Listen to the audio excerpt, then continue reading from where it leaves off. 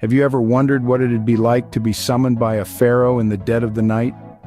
Picture yourself in ancient Egypt, the air thick with the scent of spices and the Nile's cool breeze. It's way past bedtime, and instead of counting sheep, you're counting the steps toward the pharaoh's grand chamber.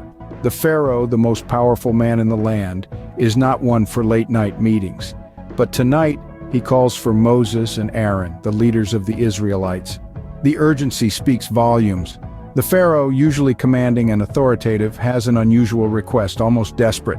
He tells them, "Get out, serve your Lord, take your belongings, and here's the kicker, bless me on your way out." Imagine that for a moment. You are being told to pack up and leave the land you've known all your life, the very land your people have been enslaved in for centuries. The pharaoh who has held you captive now wants a blessing from you. It's not your everyday farewell, is it? It's a late-night summons charged with emotions, urgency, and a surprising request for blessings. This scene isn't just about a dramatic departure, it's about the power of faith. Moses and Aaron standing before the pharaoh must have felt a whirlwind of emotions, but amidst the turmoil, they held on to their faith. They trusted in the divine plan, even when it meant leaving everything behind at a moment's notice. And then there's the request for a blessing. It's a humbling moment for the pharaoh, acknowledging the power of the God Moses and Aaron serve. It's a testament to the transformative power of faith, capable of softening even the hardest of hearts. So as we delve deeper into this story, remember this scene. Remember the late-night summons, the urgency, and the unusual request for blessings. And most importantly, remember the power of faith. Imagine that, being told to leave and bless your former captor on your way out. The story of Exodus is filled with such extraordinary moments, and this is just the beginning. So buckle up, folks, as we journey through this ancient tale with a modern twist. Ever felt like you're being pushed out the door for an unexpected adventure? Well, you might relate to the Israelites in our tale. There they were in Egypt when suddenly the Egyptians, who were once their captors, start urging them to leave. And not just a polite nudge, but more of a get out now or else kind of push. Imagine the scene. The Egyptians, in their desperation to avoid further plagues, have become the ultimate hype squad for the Israelites' exodus.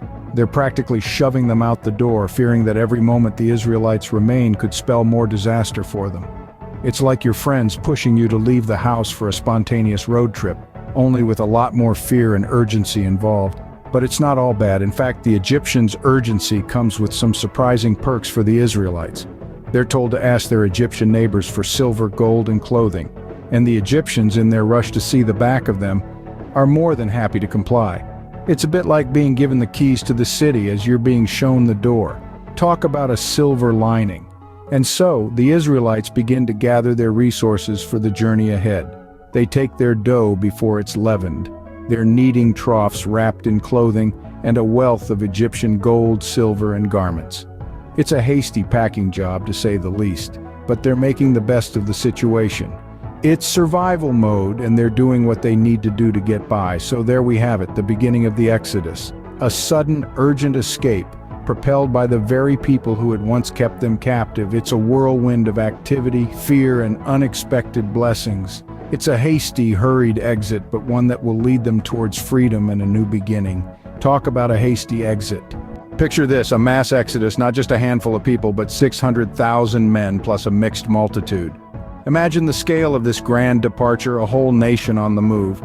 The logistics alone would boggle the mind of even the most experienced event planner. This wasn't a small family vacation or a company retreat. This was an entire civilization packing up and moving out. And this wasn't just a crosstown move. No, this was a journey into the unknown, a leap of faith driven by the promise of a better life. Now allow your mind to delve a bit deeper into the logistics of this grand exodus. Feeding such a large group in the middle of a desert would be a colossal task. But the Israelites were resourceful. They had to be. They had their dough and kneading troughs, ready to make bread on the go. No time for yeast to rise. They were making unleavened bread, the bread of haste, the bread of freedom. And then there was the movement of this massive group.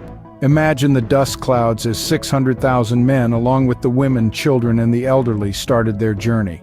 This was a mixed multitude, a diverse group of people united by a common goal: freedom. And let's not forget their livestock. Yes, they had their flocks and herds with them too. These animals were their sustenance and their wealth, and they were part of this grand exodus as well. The departure from Egypt was not a simple relocation. It was a monumental event that required strength, courage, and faith. It was a test of their resolve, their unity, and their trust in divine guidance. The grand exodus was indeed a feat of survival, a testament to the human spirit's ability to endure and overcome. It was a journey into the unknown, driven by the hope of a promised land flowing with milk and honey. Survival mode indeed. Can you imagine waiting for something for 430 years? Let's take a moment to let that sink in. 430 years. That's 5 to 6 generations of people living, dying, and passing on their dreams and hopes to the next generation. That's how long the Israelites were in Egypt, waiting for their day of liberation. Now I know what you're thinking. 430 years is a long time to wait. And you're right. It's a time span that most of us can't even begin to comprehend. But this wasn't just any wait. This was a wait filled with anticipation, hope, and a promise of freedom. But here's the thing. The Israelites weren't just sitting around twiddling their thumbs. They were growing, both in numbers and in spirit. They were becoming a nation within a nation, maintaining their distinct identity and culture amidst the grandeur of ancient Egypt. They were preparing, sometimes without even knowing it, for the day when they would finally break free. And then, the day came. 430 years to the day, not a day late or a day early. It was the exact day that God had promised Abraham centuries before. All of the regiments of the Lord, the Israelite nation, walked out of Egypt free at last. This wasn't a random occurrence or a lucky break. This was divine precision, a meticulously planned and perfectly executed operation.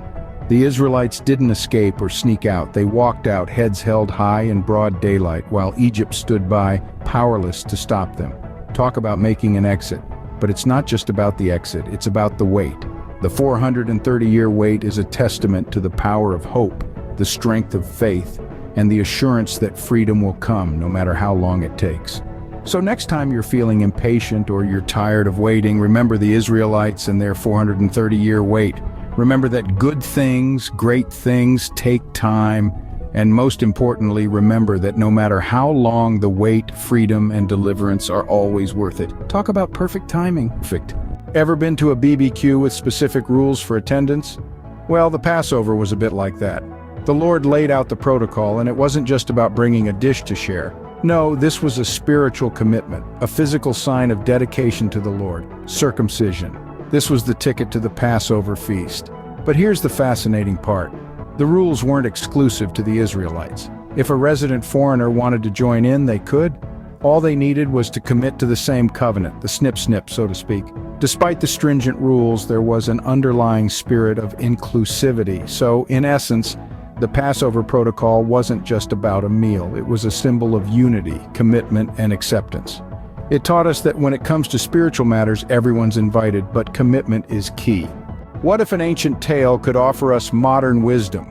This is a question that brings us to the crux of the Exodus story. It's more than just a fascinating narrative from antiquity.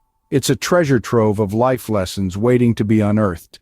First, we learn about seizing opportunities. Much like Moses and Aaron during their late-night summons, we too must be ready to answer the call when unexpected prospects knock on our door. Next, we see the Israelites adapting to urgency as they hastily leave Egypt. This teaches us the importance of being flexible and ready to move when the time calls for it. Their grand exodus, a massive movement of diverse individuals, underscores the importance of embracing diversity and unity in our own lives. The 430-year wait symbolizes overcoming limitations and the power of patience.